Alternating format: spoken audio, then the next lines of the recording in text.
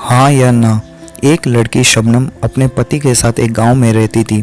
शबनम हमेशा थोड़ी घबराई सी और भ्रमित सी रहती थी।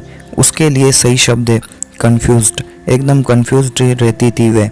एक दिन उसके पति ने कहा, शबनम फसल पक गई है, तुम जाकर कटाई का काम शुरू करो।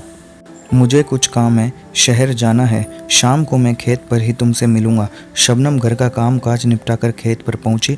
गर्मी के दिन थे, बेचारी थक गई। फसल पूरी पक चुकी थी, उसे तुरंत काटना जरूरी था।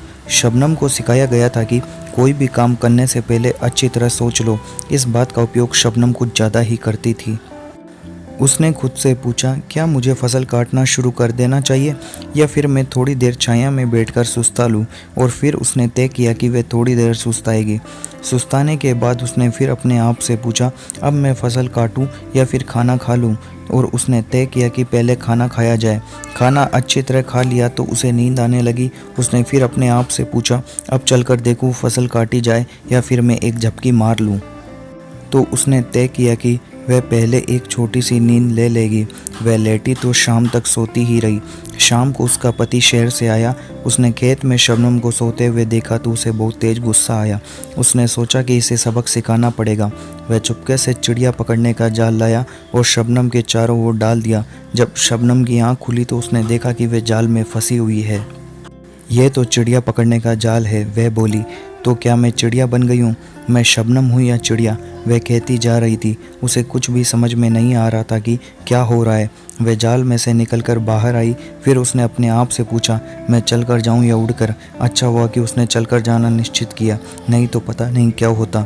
घर पहुँचकर उसने अपने पति से पूछा, मैं शबनम हूँ या चिड़िया? उसका पति उसे सबक सिखाना चाहता था, इसलिए बोला, चिड़िया, तुम एक चिड़िया हो। शबनम को रोना आ गया। वह रोते हुए कहने लगी, हाय रे मैं चिड़िया बन गई, हाय रे मैं चिड़िया बन गई, हाय मैं अब क्या करूं? मुझे तो पेड़ पर होना चाहिए, घोंसले में। मेरा घोंसला कहाँ है? ऐसा कहते हुए वह सामने लगे एक पेड़ पर चढ़ने की कोशिश करने लगी। उसके पति ने जब ये देखा तो दौड़कर आया और बोला, तुम चिड़िया नहीं हो, शबनम ही हो। अपनी बुद्धि का थोड़ा तो इस्तेमाल किया करो। पता नहीं क्या क्या सोचती रहती हो। ज़रा सोचो, किसी के कहने से क्या तुम चिड़िया बन जाओगे? अब शबनम को समझ में आया कि उसके पति ने ऐसा क्यों किया। उस दिन के बाद शबनम ने कभी भी कंफ्यूज्ड होकर काम नहीं किया। काम करने से पहले अब वह सोचती ही नहीं थी, बस करने लगती थी। लेकिन क्या यह आदत ठीक है? तुम बताओ ज़रा, और बताने से पहले सोचना ज़रूर। अच्छा।